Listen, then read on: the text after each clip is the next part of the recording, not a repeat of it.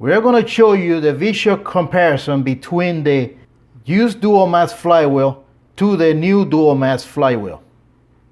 This fits a Nissan Versa Sentra and Cube with standard transmission, in other words, referred as a manual transmission. If you're working on this Nissan with this dual mass flywheel and you don't have the manufacturer information on how to do a amount of movement test, here at least you can have an idea between the used dual mass flywheel and the new dual mass flywheel movement. This is the used dual mass flywheel amount of movement.